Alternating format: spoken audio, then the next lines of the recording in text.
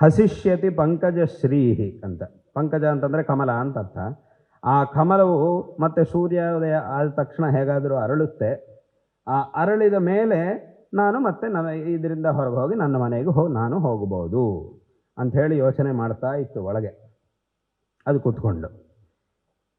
ಆದರೆ ಯಾವಾಗಲೂ ನಾವು ಅಂದ್ಕೊಂಡ ಹಾಗೆ ಎಲ್ಲ ನಡೆಯುತ್ತೆ ಅಂತ ಹಾಗೇನಿಲ್ಲ, ಹಾಗೆ ಯಾವತ್ತೂ ಆಗುವುದಿಲ್ಲ. ಎಷ್ಟೋ ವಿಷಯಗಳನ್ನು ಮನುಷ್ಯ ಹೀಗೆ ಮಾಡಿದರೆ ಚೆನ್ನಾಗಿರುತ್ತೆ, ಹೀಗಾಗುತ್ತೆ ಹಾಗಾಗುತ್ತೆ ಅಂತ ಯೋಚನೆ ಮಾಡ್ತಾ ಇರ್ತಾನೆ ಮನಸ್ಸಲ್ಲಿ.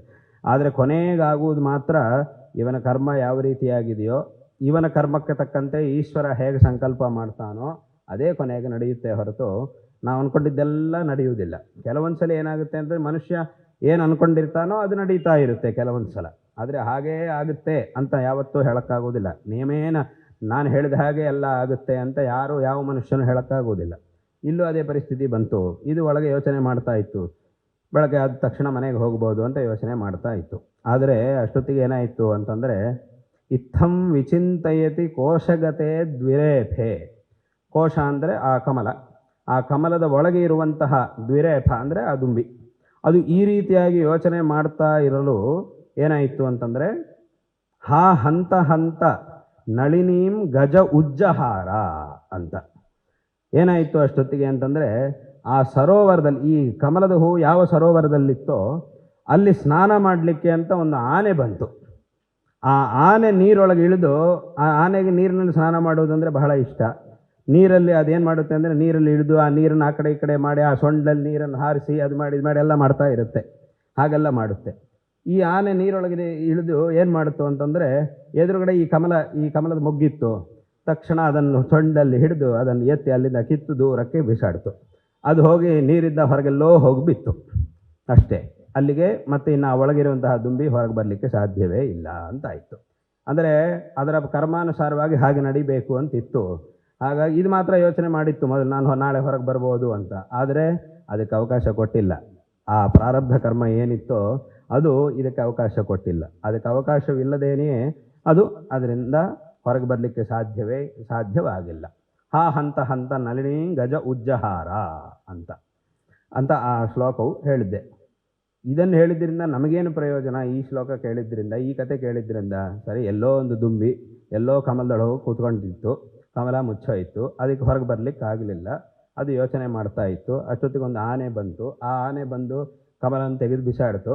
ಆವಾಗ ಅದಕ್ಕೆ ಹೊರಗೆ ಬರಲಿಕ್ಕೆ ಆಗಲಿಲ್ಲ. ಸರಿ, ಇದರಿಂದ ನಮಗೇನು ಈಗ ವಿಷಯ, ನಮಗೇನು ಇದನ್ನು ಪ್ರಯೋಜನ ಇದನ್ನು ತಿಳ್ಕೊಂಡಿದ್ದರಿಂದ ಅಂತಂದರೆ, ಆ ಕವಿ ಇದನ್ನು ಹೇಳುವುದರ ಮೂಲಕ ನಮಗೆ ಮನುಷ್ಯನ ಒಂದು ಜೀವನದ ಸ್ಥಿತಿ ಹೇಗಿರುತ್ತೆ ಅನ್ನೋದನ್ನು ತಿಳಿಸ್ತಾ ಇದ್ದಾನೆ. ಮನುಷ್ಯನು ಯಾವತ್ತೂ ಸಹ ಒಂದು ಒಳ್ಳೆ ಕೆಲಸವನ್ನು ಮಾಡಬೇಕಾಗಿ ಬಂದಾಗ ಇದನ್ನು ಆಮೇಲೆ ಮಾಡ್ತೀನಿ, ಇನ್ಯಾವುದೋ ಒಂದು ಸಮಯದಲ್ಲಿ ಇದನ್ನು ಮಾಡ್ತೀನಿ ಅಂತ ಹಾಗೆ ವಿಳಂಬ ಮಾಡಬಾರದು. ಒಂದು ಒಳ್ಳೆಯ ಕೆಲಸವನ್ನು ಮಾಡುವಂತಹ ಅವಕಾಶವನ್ನು ನಾವೇ ತಯಾರು ಮಾಡಿಕೊಳ್ಳಬೇಕು. ನಮಗೆ ಅವಕಾಶ ಸಿಕ್ಕಿದೆಯೋ ಇಲ್ವೋ, ನಾವೇ ಆ ಒಂದು ಅವಕಾಶವನ್ನು ಏರ್ಪಡಿಸ್ಕೊಂಡು ನಾವು ನಮ್ಮ ಕೆಲಸವನ್ನು ಮಾಡಿಕೊಂಡು ಹೋಗಬೇಕು. ಅವಕಾಶ ತಾನಾಗಿಯೇ ಬಂತು ಅಂದರೆ ಸರಿ, ಆ ಅವಕಾಶ ಸಿಕ್ತು, ನಮಗೆ ಒಳ್ಳೆ ಕೆಲಸ ಮಾಡ್ಬೋದು. ಒಂದು ವೇಳೆ ಸಿಗಲಿಲ್ಲ ಅಂತಂದರೆ ಅಂತಹ ಒಂದು ಅನುಕೂಲವಾದ ವಾತಾವರಣವನ್ನು ನಾವೇ ಮಾಡಿಕೊಂಡು ಒಂದು ಒಳ್ಳೆಯ ಕೆಲಸವನ್ನು ನಾವು ಮಾಡಿಕೊಂಡು ಹೋಗಬೇಕು. ಹೀಗಿರಬೇಕಾದ್ರೆ ನಾವು ಈ ಕೆಲಸವನ್ನು, ಒಂದು ಒಳ್ಳೆಯ ಕೆಲಸವನ್ನು ಮಾಡಬೇಕಾಗಿರುವಾಗ ಇದನ್ನು ನಾಳೆ ಮಾಡ್ತೀನಿ ಆಮೇಲೆ ಮಾಡ್ತೀನಿ ಅಂತ ನಾವು ಅದನ್ನು ಮುಂದೂಡ್ತಾ ಇದ್ದರೆ ಆಗೇನಾಗುತ್ತೆ ಅಂತಂದರೆ, ಆ ದುಂಬಿಗೆ ಯಾವ ರೀತಿಯಾದಂತಹ ಒಂದು ಪರಿಸ್ಥಿತಿ ಬಂತೋ ಅದೇ ರೀತಿಯಾದಂತಹ ಒಂದು ಪರಿಸ್ಥಿತಿಯು ಮನುಷ್ಯನಿಗೆ ಬರಲಿಕ್ಕೆ ಸಾಧ್ಯತೆ ಇದೆ. ಬರುವುದಿಲ್ಲ ಅಥವಾ ಬಂದೇ ಬರುತ್ತೆ ಅಂತಲೂ ಹೇಳೋಕ್ಕಾಗುವುದಿಲ್ಲ. ಹೀಗೆ ಬರುವಂತಹ ಒಂದು ಅವಕಾಶ ಇದೆ. ಆದ್ದರಿಂದ ಅದು ಯಾರೂ ಸಹ ನನಗೆ ಅಂತಹ ಒಂದು ಸ್ಥಿತಿ ಬರುವುದೇ ಇಲ್ಲ ಅಂತಲೂ ನೀವೇನು ಹೇಳೋಕ್ಕಾಗುವುದಿಲ್ಲ, ಅಥವಾ ಬಂದೇ ಬರುತ್ತೆ ಅಂತಲೂ ಹೇಳೋಕ್ಕಾಗುವುದಿಲ್ಲ. ಆದರೆ ಇದನ್ನು ಸರಿಯಾಗಿ ತಿಳ್ಕೊಂಡು ಮಾಡಬೇಕಾದಂತಹ ಒಳ್ಳೆಯ ಕೆಲಸಗಳನ್ನು, ಮನುಷ್ಯ ತನ್ನ ಆತ್ಮೋದ್ಧಾರಕ್ಕಾಗಿ ಬೇಕಾಗಿರತಕ್ಕಂತಹ ಒಳ್ಳೆಯ ಕೆಲಸಗಳನ್ನು ಸಮಯ ಸಿಕ್ಕಿದಾಗ ತಾನು ಅದನ್ನು ಮಾಡಿಕೊಳ್ಳಬೇಕು. ಸಮಯವನ್ನು ನಾವೇ ಏರ್ಪಡಿಸ್ಕೊಳ್ಳಬೇಕು. ಅದೇ ಕೆಲವರೆಲ್ಲ ಹೇಳ್ತಿರ್ತಾರೆ, ನಮಗೆ ತುಂಬ ಕೆಲಸ ಉಂಟು, ನಾವು ಇದೇನೋ ದೇವ್ರ ಮುಂದೆ ಕೂತ್ಕೊಳ್ಬೇಕು ಅಂದರೆ ನಮಗೆ ಅಷ್ಟೆಲ್ಲ ಸಮಯ ಇಲ್ಲ, ಅದು ಇದು ಅಂತ ಹೇಳ್ತಾರೆ. ಆದರೆ ಅಷ್ಟೆಲ್ಲ ಕೆಲಸಗಳು ಪ್ರಪಂಚದಲ್ಲಿ ಯಾರಿಗೂ ಇರುವುದಿಲ್ಲ. ಅವನು ಎಷ್ಟು ದೊಡ್ಡ ಮನುಷ್ಯ ಬೇಕಾದರೂ ಆಗಲಿ, ಅದು 24 ಗಂಟೆ, ಒಂದು 10 ನಿಮಿಷವೂ ಭಗವದ್ ಆರಾಧನೆಗೋಸ್ಕರವೋ ಏನೋ ಒಂದು ಧಾರ್ಮಿಕ ಆಚರಣೆಗೋಸ್ಕರವೋ ಸಮಯ ಕೊಡಲಿಕ್ಕೆ ಸಾಧ್ಯವಾಗದೇ ಇರುವಷ್ಟು ಕೆಲಸಗಳು ಈ ಪ್ರಪಂಚದಲ್ಲಿ ಖಂಡಿತವಾಗಿಯೂ ಯಾರಿಗೂ ಇರುವುದಿಲ್ಲ. ಅಂದರೆ ಕೆಲಸಗಳಿರ್ಬೋದು, ಅವರವರಿಗೆ ಅವರವರ ಕೆಲಸಗಳು ತುಂಬ ಇರ್ಬೋದು, ಕೆಲಸದ ಒತ್ತಡ ಅದು ಇದು ತುಂಬ ಇರ್ಬೋದು. ಆದರೆ ಇದಕ್ಕೂ ನನಗೆ ಸಮಯ ಕೊಡಲಿಕ್ಕಾಗುವುದಿಲ್ಲ, ಒಂದು ಸ್ವಲ್ಪ ಹೊತ್ತು ನನಗೆ ಸಮಯ ಕೊಡಲಿಕ್ಕಾಗುವುದಿಲ್ಲ ಅಂತ ಹೇಳುವಷ್ಟು ಕೆಲಸಗಳು ಪ್ರಾಯ ಪ್ರಧಾನಮಂತ್ರಿಗೂ ಅಥವಾ ಮುಖ್ಯಮಂತ್ರಿಗೂ ಸಹ ಅಷ್ಟು ಕೆಲಸಗಳು ಇರುವುದಿಲ್ಲ. ಅವರು ಕೆಲಸಗಳಿರ್ಬೋದು, ಅಥವಾ ಇಡೀ ಭಾರತ ದೇಶದಲ್ಲಿ ಅಥವಾ ಇಡೀ ಪ್ರಪಂಚದಲ್ಲಿ ಎಲ್ಲರಿಗಿಂತ ಜಾಸ್ತಿ ಯಾರು ದುಡ್ಡು ಸಂಪಾದನೆ ಮಾಡ್ತಾನೋ, ಶ್ರೀಮಂತನಾಗಿದ್ದಾನೋ ಅಂಥವನಿಗೂ ಸಹ ಅಷ್ಟೆಲ್ಲ ಕೆಲಸಗಳಿರುವುದಿಲ್ಲ. ಒಂದು ಅರ್ಧ ಗಂಟೆನೂ ನನಗೆ ದಿವಸಕ್ಕೆ ದೇವರ ಆರಾಧನೆಗೋಸ್ಕರವೋ ಅಥವಾ ಒಳ್ಳೆ ಕಾರ್ಯಗಳಿಗೋಸ್ಕರವೋ ಸಮಯವನ್ನು ನನಗೆ ಕೊಡಲಿಕ್ಕಾಗುವುದಿಲ್ಲ ಅಂತ ಹೇಳುವಷ್ಟು ಕೆಲಸಗಳು ಅವನಿಗೂ ಸಹ ಇರುವುದಿಲ್ಲ. ಆದ್ದರಿಂದ ಈ ಭಗವರಾದ ಆರಾಧನೆ ಅಥವಾ ಈ ಧಾರ್ಮಿಕವಾದ ಆಚರಣೆಗಳನ್ನು ಮಾಡಬೇಕಾಗಿ ಬಂದಾಗ ಇದನ್ನು ನಾವು ಆಮೇಲೆ ಮಾಡ್ತೀವಿ, ಇನ್ಯಾವಾಗೋ ಮಾಡ್ತೀವಿ ಅಂತ ಹೇಳಿದರೆ ಆಗ ಖಂಡಿತವಾಗಿಯೂ ನಮಗೆ ಮಾಡಲಿಕ್ಕೆ ಸಾಧ್ಯವಾಗುವುದಿಲ್ಲ. ಅಂದರೆ ಆಗ ಪರಿಸ್ಥಿತಿ ಹೇಗಿರುತ್ತೆ ಅನ್ನೋದನ್ನು ನಾವು ಹೇಳುವುದಕ್ಕೆ ಸಾಧ್ಯವಾಗುವುದಿಲ್ಲ ಅಂತ ಒಂದು ಎಚ್ಚರಿಕೆಯನ್ನು ಆ ಕವಿ ಮನುಷ್ಯರಿಗೆ ಕೊಡ್ತಾ ಇದ್ದಾನೆ ಈ ಶ್ಲೋಕವನ್ನು ಹೇಳುವುದರ ಮೂಲಕ. ಅದರಿಂದ ಆ ಒಂದು ಜೀವನದಲ್ಲಿ ಅದನ್ನೇ ಶಂಕರಾಚಾರ್ಯರು ಸಹ, ಶಂಕರವರು ತಮ್ಮ ಭಜಗೋವಿಂದ ಸ್ತೋತ್ರದಲ್ಲಿ ಹೇಳಿದ್ದಾರೆ, ಕಾಲ ಕ್ರೀಡತಿ ಗಚ್ಚತ್ಯಾಯುಹು ಅಂತ ಹೇಳಿದ್ದಾರೆ. ಆ ಕಾಲವು ನಮ್ಮ ಜೊತೆಗೆ ಆಟ ಆಡ್ತಾ ಇದೆ, ಆಯುವು ಒಂದೊಂದು ದಿವಸವೂ ಕ್ಷೀಣಿಸ್ತಾ ಇದೆ. ಮತ್ತು ಇದೇ ವಿಷಯವನ್ನು ವೇದವು ಹೇಳ್ತಾ ಇದೆ. ಏನು ಹೇಳ್ತಿದೆ ಅಂತಂದರೆ, ಆ ವೇದದಲ್ಲಿ ಹೇಳಿದ್ದಾರೆ, ದಿವಸ ಸೂರ್ಯೋದಯ ಆಗುತ್ತೆ ಮತ್ತು ಸೂರ್ಯಾಸ್ತಮಯ ಆಗ್ತಾ ಇರುತ್ತೆ. ಒಂದು ಸಲ ಸೂರ್ಯ ಉದಯಿಸುವಾಗ ಏನು ಮಾಡ್ತಾ ಇದ್ದಾನೆ ಅಂತಂದರೆ, ಈ ಪ್ರಪಂಚದಲ್ಲಿರುವಂತಹ ಎಲ್ಲ ಪ್ರಾಣಿಗಳ, ಮನುಷ್ಯರು ಮತ್ತು ಬೇರೆ ಪ್ರಾಣಿಗಳು, ಎಲ್ಲ ಪ್ರಾಣಿಗಳ ಆಯುಷ್ಯನ ಒಂದು ಅಂಶವನ್ನು ತಾನು ತೆಗೆದುಕೊಂಡು ಉದಯಿಸ್ತಾ ಇದ್ದಾನೆ ಸೂರ್ಯ ಅಂತ ವೇದ ಹೇಳ್ತಾ ಇದೆ. ಮತ್ತು ಅಸ್ತಮಯ ಆಗುವಾಗಲೂ ಎಲ್ಲ ಪ್ರಾಣಿಗಳ, ಎಲ್ಲ ಜೀವಿಗಳ ಒಂದು ಆಯುಷ್ಯನ ಒಂದು ಅಂಶವನ್ನು ತಾನು ತೆಗೆದುಕೊಂಡು ಅಸ್ತಮಯ ಆಗ್ತಾ ಇದ್ದಾನೆ ಅಂತ ವೇದ ಹೇಳ್ತಾ ಇದೆ. ಏನು ದೇವರು ನಮ್ಮ ಆಯುಷ್ಯದ ಅಂಶವನ್ನು ತಗೊಂಡು ಸೂರ್ಯ ಉದಯ ಆಗಬೇಕು ಅಂತಂದರೆ ನಮ್ಮ ಆಯುಷ್ಯವನ್ನು ಸೂರ್ಯ ಯಾಕೆ ತಗೊಳ್ಬೇಕು? ನಾವು ನಮ್ಮ ಆಯುಷ್ಯವನ್ನು ಯಾಕ್ರಿ ಕೊಡಬೇಕು ಸೂರ್ಯನಿಗೆ? ತಾನು ಹಾಗೆ ಉದಯಿಸ್ಲಿಕ್ಕೆ ಆಗೋದಿಲ್ವಾ? ನಮ್ಮ ಆಯುಷ್ಯ ತಗೊಂಡೇ ಉದಯಿಸ್ಬೇಕಾ? ಅಥವಾ ನಮ್ಮ ಆಯುಷ್ಯ ತಗೊಂಡ್ರೇ ಸೂರ್ಯಾಸ್ತಮಯ ಆಗಬೇಕಾ ಅಂತಂದರೆ ಅದರ ತಾತ್ಪರ್ಯವೇನು ಅಂತ ಕೇಳಿದರೆ, ಒಂದು ದಿವಸ ಸೂರ್ಯೋದಯ ಆಯಿತು ಅಂತಂದರೆ ಹಿಂದಿನ ರಾತ್ರಿ ಅಷ್ಟು ಕಳೆದು ಹೋಯಿತು ಅಂತ ಅರ್ಥ. ಸೂರ್ಯೋದಯ ಆಯಿತು ಅಂತಂದರೆ ಅದೇ ತಾನೇ ಅರ್ಥ, ರಾತ್ರಿ ಮುಗಿದು ಹೋಯಿತು ಅಂತ ಅರ್ಥ. ರಾತ್ರಿ ಮುಗಿಯಿತು ಅಂತಂದರೆ ನಿನ್ನ ಜೀವನದಲ್ಲಿ ನಿನ್ನ ಆಯುಷ್ಯದ ಪರಿಮಾಣ ಎಷ್ಟಿದೆಯೋ ಅದರೊಳಗೆ ಒಂದು ರಾತ್ರಿ ಮುಗಿದು ಹೋಯಿತು, ಅದು ಮತ್ತೆ ಸಿಗುವುದಿಲ್ಲ ಅಂತ ಅರ್ಥ. ಆಗುವಾಗಿರುವಂತಹ ರಾತ್ರಿ ಮತ್ತೆ ಸಿಗುವುದಿಲ್ಲ, ಅದು ನನಗೆ ಮತ್ತೆ ಬರಬೇಕು ಅಂತಂದರೆ ಅದು ಖಂಡಿತವಾಗಿಯೂ ಬರುವುದಿಲ್ಲ. ಅಥವಾ ಸೂರ್ಯ ಅಸ್ತಮಯ ಆಯಿತು ಅಂತಂದರೆ ಆವತ್ತಿನ ದಿವಸ ಹಗಲು ಮುಗಿದೋಯಿತು ನನ್ನ ಜೀವನದಲ್ಲಿ, ಅದು ಮತ್ತೆ ಆ ಹಗಲು ಮತ್ತೆ ನಮಗೆ ಇವತ್ತು ಸೂರ್ಯಾಸ್ತಮಯ ಆಯಿತು ಅಂದರೆ ಈ ಹಗಲು ನಮ್ಮ ಜೀವನದಲ್ಲಿ ಮುಗಿದೋಯ್ತು, ಮತ್ತೆ ಇದು ನಮಗೆ ಸಿಗುವುದಿಲ್ಲ. ಹಾಗೆ ಈಗ ರಾತ್ರಿ ನಡೀತಾ ಇದೆ, ನಾಳೆ ಬೆಳಗ್ಗೆ ಸೂರ್ಯ ಬರ್ತಾನೆ, ನಿಮ್ಮ ಎಲ್ಲರ ಒಂದು ಆಯುಷ್ಯದ ಒಂದು ಭಾಗವನ್ನು ತೆಗೆದುಕೊಂಡು ಉದಯಿಸಲಿಕ್ಕೆ ಸೂರ್ಯ ಮತ್ತೆ ನಾಳೆ ಬೆಳಗ್ಗೆ ಬರ್ತಾನೆ, ಬಂದು ಮತ್ತೆ ತಗೊಂಡು ಹೋಗ್ತಾನೆ, ಉದಯಿಸ್ತಾನೆ. ಅಂದರೆ ಅದರ ಅರ್ಥ ಏನು? ನಾಳೆ ಬೆಳಗ್ಗೆ ಆಯಿತು ಅಂತಂದರೆ ಮತ್ತೆ ಈ ರಾತ್ರಿ ಮುಗಿದು ಹೋಗುತ್ತೆ ಅಂತ ಹೀಗೆಲ್ಲ ಆಗ್ತಾ ಇರುತ್ತೆ ಅನ್ನೋದು, ಹೀಗೆ ಹೇಳುವುದು ಆ ಶ್ರುತಿಯ ಒಂದು ತಾತ್ಪರ್ಯ. ಅದನ್ನೇ ಶ್ರುತಿ ಹೇಳ್ತಾ ಇದೆ, ಯೋಸೌ ತಪನ್ನುದೇತಿ ಸ ಸರ್ವೇಷಾಂ ಭೂತಾನಾಂ ಪ್ರಾಣಾನಾದ ಯೋದೇತಿ ಅಂತ. ಅಸೌಯೋ ಓಸ್ತಮೇತಿ ಸ ಸರ್ವೇಷಾಂ ಭೂತಾನಾಂ ಪ್ರಾಣಾನಾದ ಯಾಸ್ತಮೇತಿ ಅಂತ ಆ ಅರುಣ ಪ್ರಶ್ನೆಯು ನಮಗೆ ಹೇಳ್ತಾ ಇದೆ. ಇಲ್ಲೂ ಅಷ್ಟೇ, ಇಲ್ಲೂ ಏನು ಹೇಳ್ತಾ ಇದ್ದಾರೆ, ಇದರ ತಾತ್ಪರ್ಯ ಏನು ಅಂತಂದರೆ ಆ ಕಾಲದ ಒಂದು ಮಹತ್ವದ ಬಗ್ಗೆ ನಮಗೆ ಶಾಸ್ತ್ರಕಾರರು, ವೇದವು, ಶ್ರುತಿಯು ಮತ್ತು ಶಾಸ್ತ್ರಕಾರರು, ಕವಿಗಳು, ಶಂಕರ ಭಗವತ್ಪಾದಾಚಾರ್ಯರು ಇವರೆಲ್ಲರೂ ಉಪದೇಶ ಮಾಡ್ತಾ ಇದ್ದಾರೆ.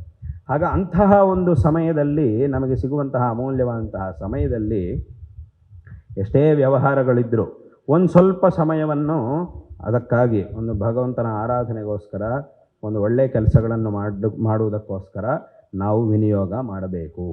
ವಿನಿಯೋಗ ಮಾಡುವುದರಿಂದ ನಮಗೆ ವಿಶೇಷವಾಗಿಯೂ ಒಳ್ಳೆಯದಾಗುತ್ತೆ. ಇದನ್ನು ಮೊದಲಿಂದಲೇ ಮಾಡ್ತಾ ಬಂದು ಆಮೇಲೆ ರಿಟೈರ್ ಆದಮೇಲೆ ಇನ್ನೂ ಹೆಚ್ಚಿಗೆ ಮಾಡ್ಬೋದು. ಶುರುವೇ ರಿಟೈರ್ ಆದಮೇಲೆ ಮಾಡ್ತೀನಿ ಅಂತಂದರೆ ಆಗ ಮನುಷ್ಯನ ಸ್ಥಿತಿ ಹೇಗಿರುತ್ತೆ ಅನ್ನೋದನ್ನು ಹೇಳೋಕ್ಕಾಗುವುದಿಲ್ಲ. ಆದ್ದರಿಂದ ಆಗ ನಾನು ಇದನ್ನು ಶುರು ಮಾಡ್ತೀನಿ, ನಮ್ಮ ಮಕ್ಕಳಿಗೂ ಇವಾಗ ಏನು ಹೇಳ್ಕೊಡೋದಿಲ್ಲ, ಅವರು ದೊಡ್ಡವರಾದ ಮೇಲೆ ಅವರೆಲ್ಲ ರಿಟೈರ್ ಆದಮೇಲೆ ಅವ್ರು ಮಾಡ್ಕೊಳ್ತಾರೆ ಅಂತ ಹೇಳಿ ಬಿಟ್ಟುಬಿಟ್ರೆ ಅದು ಸಾಧ್ಯವಿಲ್ಲ. ಇದು ಮನುಷ್ಯನಿಗೆ ಈ ಒಂದು ಧಾರ್ಮಿಕ ಚಿಂತನೆ, ಧಾರ್ಮಿಕ ಆಚರಣೆ ಅನ್ನೋದು ಮನುಷ್ಯನಿಗೆ ಜೀವನದ ಆರಂಭದಿಂದಲೇ ಬೇಕು. ಚಿಕ್ಕ ವಯಸ್ಸಿನಿಂದಲೇ ನಮಗೆ ಇಂತಹ ಒಂದು ಸಂಸ್ಕಾರ ಬೇಕು. ಅದು ಬಂದರೆ ಮಾತ್ರ ದೊಡ್ಡವರಾದ ಮೇಲೆ ನಾವು ಒಳ್ಳೆಯ ಮಾರ್ಗದಲ್ಲಿ ಇರಲಿಕ್ಕೆ ಸಾಧ್ಯವಾಗುತ್ತೆ. ಚಿಕ್ಕ ವಯಸ್ಸಿನಿಂದ ಯಾವುದನ್ನು ನಾವು ಅಭ್ಯಾಸ ಮಾಡಲಿಲ್ವೋ ಅದನ್ನು ವಯಸ್ಸಾದ ಮೇಲೆ ಕೂತ್ಕೊಂಡು ಅಭ್ಯಾಸ ಮಾಡ್ತೀನಿ ಅಂತಂದರೆ ಅದು ಖಂಡಿತವಾಗಿಯೂ ಸಾಧ್ಯ ಆಗುವಂತಹ ಕೆಲಸ ಅಲ್ಲ. ಆದ್ದರಿಂದ ಈ ರೀತಿಯಾದಂತಹ ಒಂದು ಲೌಕಿಕವಾದಂತಹ ಜೀವನದ ಜೊತೆಗೆ ಒಂದು ಆಧ್ಯಾತ್ಮಿಕವಾದಂತಹ ಅಂದರೆ ಧಾರ್ಮಿಕವಾದಂತಹ ಜೀವನದ ಕಡೆಗೂ ನಮ್ಮ ವಿಶೇಷವಾದಂತಹ ಗಮನ ಇರಬೇಕು.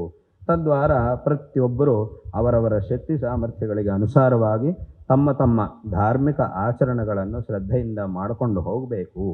ಮತ್ತು ಇನ್ನೊಂದು ವಿಷಯ ಏನು ಅಂತ ಕೇಳಿದರೆ, ಈ ಧಾರ್ಮಿಕ ಆಚರಣೆ ಇದೆಲ್ಲವುದು ಇವತ್ತಿನ ದಿವಸ ನಾವು ಶುರು ಮಾಡಿದ ತಕ್ಷಣ ನಾಳೆನೇ ನಮಗೆ ಫಲವನ್ನು ಕೊಡುವಂತಹ ಆಚರಣೆ ಅಲ್ಲ ಇದು. ಇವತ್ತಿನ ದಿವಸ ನಾವು ಶುರು ಮಾಡಿ ಏನೋ ಒಂದು ಧಾರ್ಮಿಕ ಆಚರಣೆ ಮಾಡಿದ್ದೀವಿ, ತಕ್ಷಣ ನಾಳೆಗೆ ಅದು ಫಲ ಕೊಡುತ್ತೆ ಅಂತ ಆ ರೀತಿಯಾದಂತಹ ಕಾರ್ಯ ಅಲ್ಲ ಇದು. ಲೋಕದಲ್ಲಿ ಕೆಲವು ಸಾಮಾನ್ಯವಾದಂತಹ ಕಾರ್ಯಗಳೇ ಇವತ್ತಿನ ದಿವಸ ನಾವು ಶುರು ಮಾಡಿದರೆ ಅದೆಷ್ಟೋ ವರ್ಷಗಳಾದ ಮೇಲೆ ನಮಗೆ ಫಲ ಕೊಡುತ್ತೆ.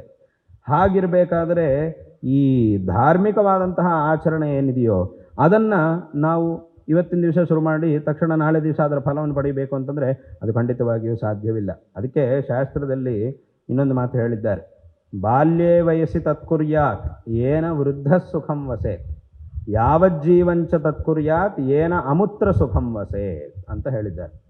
ಏನಿದರ ಅರ್ಥ? ಒಬ್ಬ ಮನುಷ್ಯ ದೊಡ್ಡವನಾದ ಮೇಲೆ ಸುಖವಾಗಿರಬೇಕು, ಯಾವ ತೊಂದರೆಯೂ ಇಲ್ಲದೆ ಸುಖವಾಗಿ ಜೀವನ ನಡೆಸಬೇಕು ಅಂತಂದರೆ ಅದಕ್ಕೆ ಏನು ಮಾಡಬೇಕಾಗಿದೆಯೋ ಅಂದರೆ ಏನು, ಅದೇ ದೊಡ್ಡವರಾದ ಮೇಲೆ ಅಂದರೆ ಈಗ ಹೇಳಿದಾಗ ರಿಟೈರ್ ಆದಮೇಲೆ ಮನೆಯಲ್ಲೇ ಚೆನ್ನಾಗಿ ಕೂತ್ಕೊಂಡು ಇನ್ಯಾವ ಕೆಲಸ, ಇನ್ನು ಯಾವ ಶ್ರಮವೂ ಇಲ್ಲದೆ ಮನೆಯಲ್ಲೇ ಕೂತ್ಕೊಂಡು ಆರಾಮಾಗಿರಬೇಕು. ಯಾಕಂದರೆ ವಯಸ್ಸಾಗುವ ಹೊತ್ತಿಗೆ ಆ ರಿಟೈರ್ ಆಗುವಂತಹ ಸಮಯ ಯಾವಾಗ ಬರುತ್ತೋ ಆವಾಗ ಇನ್ನು ಕಷ್ಟಪಡುವಷ್ಟು ಶಕ್ತಿ ಇರುವುದಿಲ್ಲ. ಹೇಗೆ ಯೌವನದಲ್ಲಿ ಎಷ್ಟು ಕಷ್ಟಪಡುವ ಶಕ್ತಿ ಇರುತ್ತೋ ಶರೀರದಲ್ಲಿ ಅಷ್ಟು ಶಕ್ತಿ ಆವಾಗ ಇರುವುದಿಲ್ಲ. ಹಾಗಾಗಿ ಆವಾಗ ನಾವು ಕಷ್ಟಪಟ್ಟು ಕೆಲಸ ಮಾಡೋಕ್ಕಾಗುವುದಿಲ್ಲ. ಆದ್ದರಿಂದ ಆವಾಗ ನಾವು ಸುಖವಾಗಿರಬೇಕು ಅಂತಂದರೆ ಅದಕ್ಕೆ ಏನು ಮಾಡಬೇಕಾಗಿದೆಯೋ ಅದೆಲ್ಲವುದನ್ನು ಚಿಕ್ಕ ವಯಸ್ಸಿನಲ್ಲೇ ಮಾಡಿಕೊಳ್ಳಬೇಕು. ಅದೆಲ್ಲವುದು ಮಾಡಿಟ್ಟುಕೊಂಡ್ರೆ ಆಮೇಲೆ ರಿಟೈರ್ ಆದಮೇಲೆ ನಾವು ಯಾವ ಕಷ್ಟ ಪಡಬೇಕಾಗಿಲ್ಲ, ಎಲ್ಲ ನಮ್ಮ ಕೈಯಲ್ಲೇ ಇರುತ್ತೆ. ಅದನ್ನು ಇಟ್ಕೊಂಡು ನಾವು ಸುಖವಾಗಿ ಜೀವನ ನಡೆಸ್ಬೋದು. ಆದ್ದರಿಂದ ವೃದ್ಧರಾದ ಮೇಲೆ ಸುಖವಾಗಿರಬೇಕು ಅಂದರೆ ಇದು ಲೌಕಿಕ ಜೀವನದ ವಿಷಯ ಇಟ್ಕೊಂಡು ಹೇಳ್ತಿದ್ದಾರೆ. ಲೌಕಿಕ ಜೀವನದಲ್ಲಿ ನಾವು ವೃದ್ಧರಾದ ಮೇಲೆ ಚೆನ್ನಾಗಿರಬೇಕು ಅಂತಂದರೆ ಅದಕ್ಕೆ ಏನು ಮಾಡಬೇಕಾಗಿದೆಯೋ ಅದಕ್ಕಾಗಿ ಅದನ್ನು ಚಿಕ್ಕ ವಯಸ್ಸಿನಲ್ಲೇ ನಾವು ಮಾಡಿಕೊಳ್ಳಬೇಕು. ಬಾಲ್ಯೇ ವಯಸ್ಸಿ ತತ್ಕುರ್ಯಾತ್ ಏನ ವೃದ್ಧ ಸುಖಂ ವಸೇತ್. ಹಾಗೆ ಯಾವಜ್ಜೀವಂಚ ತತ್ಕುರ್ಯಾತ್ ಏನ ಅಮುತ್ರ ಸುಖಂ ವಸೇತ್. ಅಮುತ್ರ ಅಂತಂದರೆ ಏನು? ಮುಂದಿನ ಲೋಕಗಳಲ್ಲಿ ಮತ್ತು ಮುಂದಿನ ಜನ್ಮಗಳಲ್ಲಿ, ಆನಂತರ ಮುಂದಿನ ಜನ್ಮಗಳು, ಮುಂದಿನ ಲೋಕ ಮತ್ತು ಮುಂದಿನ ಜನ್ಮಗಳಲ್ಲೂ ನಾವು ಸುಖವಾಗಿ ಚೆನ್ನಾಗಿರಬೇಕು ಅಂತಂದರೆ ಅದಕ್ಕೆ ಏನು ಮಾಡಬೇಕಾಗಿದೆಯೋ ಅದನ್ನು ಜೀವನ ಪೂರ್ತಿ ಮಾಡಬೇಕು. ಯಾವಜ್ಜೀವಂ, ಚಿಕ್ಕ ವಯಸ್ಸಿನಿಂದ ಆರಂಭ ಮಾಡಿ ಜೀವನ ಪೂರ್ತಿ ಅದನ್ನು ನಾವು ಮಾಡಬೇಕು. ಅದೇ ಧಾರ್ಮಿಕ ಆಚರಣೆ. ಮುಂದಿನ ಲೋಕಗಳಲ್ಲಿ ಅಥವಾ ಮುಂದಿನ ಜನ್ಮದಲ್ಲಿ ನಾವು ಸುಖವಾಗಿರುವುದು ಅಂತಂದರೆ ಅದು ಯಾವುದರಿಂದ ಸುಖವಾಗಿರ್ಲಿಕ್ಕಾಗುತ್ತೆ? ಇಲ್ಲಿ ನಾವು ಸಂಪಾದನೆ ಮಾಡಿದ್ದನ್ನು ಯಾವುದನ್ನು ತೊಗೊಂಡು ಹೋಗ್ಲಿಕ್ಕಾಗುವುದಿಲ್ಲ. ಅದು ಯಾವುದನ್ನು ಹಾಗೆ ನಾವು ತೊಗೊಂಡು ಹೋಗ್ಲಿಕ್ಕಾಗುವುದಿಲ್ಲ. ಎಲ್ಲ ಇದೆ ನಮ್ಮ ಕೈಯಲ್ಲಿ, ಸುಮಾರೆಲ್ಲ ಸಂಪಾದನೆ ಮಾಡಿದ್ದೀವಿ, ಎಲ್ಲ ಇದೆ, ಅದನ್ನು ಹಾಗೆ ತೊಗೊಂಡು ಹೋಗ್ಲಿಕ್ಕಾಗುವುದಿಲ್ಲ. ಮತ್ತು ಹೆಂಗೆ ತೊಗೊಂಡು ಹೋಗೋದು ಅಂತಂದರೆ ಧಾರ್ಮಿಕವಾದ ಆಚರಣೆಯನ್ನು ಮಾಡಿದರೆ ಆ ಧರ್ಮವು ನಮ್ಮ ಜೊತೆಗೆ, ನಾವು ಎಲ್ಲಿಗೆ ಹೋದರೂ ನಮ್ಮ ಜೊತೆಗೆ ಬರುತ್ತೆ. ಆದ್ದರಿಂದ ಅಲ್ಲಿಗೆ ಮುಂದಿನ ಲೋಕದಲ್ಲೂ ನಾವು ಸುಖವಾಗಿರಬೇಕು ಅಂತಂದರೆ ಅದಕ್ಕೆ ಏನು ಮಾಡಬೇಕಾಗಿದೆಯೋ ಅದನ್ನು ಈ ಲೋಕದಲ್ಲಿದ್ದಾವಾಗ ಯಾವಜ್ಜೀವ ಮಾಡಬೇಕು ಎಂಬುದಾಗಿ ಶಾಸ್ತ್ರ ಹೇಳ್ತಾ ಇದೆ. ಆದ್ದರಿಂದ ಇಂತಹ ಒಳ್ಳೆಯ ಕೆಲಸಗಳನ್ನು ಮಾಡಬೇಕಾಗಿ ಬಂದಾಗ ಅದನ್ನು ಆಮೇಲೆ ಮಾಡ್ತೀನಿ, ಇನ್ಯಾವಾಗೋ ಶುರು ಮಾಡ್ತೀನಿ ಅಂತ ನಾವು ಮಾಡಬಾರದು ಎಂಬುದಾಗಿ ಶಾಸ್ತ್ರವು ಉಪದೇಶ ಮಾಡ್ತಾ ಇದೆ. ಇದನ್ನೇ ಶಂಕರ ಭಗವತ್ಪಾದಾಚಾರ್ಯರು ಸಹ ಆ ಒಂದು ವಿಷಯದಲ್ಲಿ, ಆ ಒಂದು ಶ್ಲೋಕದಲ್ಲಿ, ಭಜಗೋವಿಂದಂ ಅನ್ನುವಂತಹ ಸ್ತೋತ್ರದಲ್ಲಿ ಈ ಒಂದು ವಿಷಯವನ್ನು ಇದರಿಂದ ಆರಂಭ ಮಾಡಿ ಇನ್ನು ಅದಕ್ಕೆ ಸಂಬಂಧಪಟ್ಟಂತೆ ಅನೇಕ ವಿಧವಾದಂತಹ ವಿಚಾರಗಳನ್ನು ಅಲ್ಲಿ ಉಪದೇಶ ಮಾಡಿದ್ದಾರೆ. ಇಲ್ಲಿ ನಾವು ನಮ್ಮ ಜೀವನದಲ್ಲಿ ನಾವು ಸರಿಯಾದಂತಹ ರೀತಿಯಲ್ಲಿ ಒಳ್ಳೆಯ ಕೆಲಸಗಳನ್ನು ಮಾಡಿದರೆ ಆಗ ಅದರ ಫಲವನ್ನು ನಾವು ಪಡೆಯುವುದಕ್ಕೆ ಸಾಧ್ಯ ಆಗುತ್ತೆ. ಅದರಿಂದ ನಮ್ಮ ಆತ್ಮೋದ್ಧಾರ ಆಗುತ್ತೆ. ಭಗವದ್ಗೀತೆಯಲ್ಲಿ ಕೃಷ್ಣ ಪರಮಾತ್ಮ ಒಂದು ಮಾತು ಹೇಳ್ತಾನೆ, ಉದ್ಧರೇದ ಆತ್ಮನಾತ್ಮಾನಂ ನಾತ್ಮಾನಂ ಅವಸಾದಯೇತ್, ಆತ್ಮೈವ ಹ್ಯಾತ್ಮನೋ ಬಂಧುರ್ ಆತ್ಮೈವ ರಿಪುರಾತ್ಮನಃ ಅಂತ ಒಂದು ಮಾತಿದೆ. ಇದರ ಅರ್ಥ ಏನು? ಉದ್ಧರೇದ ಆತ್ಮನಾತ್ಮಾನಂ, ಪ್ರತಿಯೊಬ್ಬನೂ ಅವನ ಸಾಮಾನ್ಯವಾಗಿ ಇದರ ಅರ್ಥ ಹೇಳಬೇಕು ಅಂತಂದರೆ ಪ್ರತಿಯೊಬ್ಬನೂ ಅವನ ಆತ್ಮೋದ್ಧಾರಕ್ಕಾಗಿ ಶ್ರಮಿಸಬೇಕು, ಆತ್ಮೋದ್ಧಾರ ಉಂಟಾಗುವ ಕಾರ್ಯಗಳನ್ನು ಮಾಡಿಕೊಳ್ಳಬೇಕು.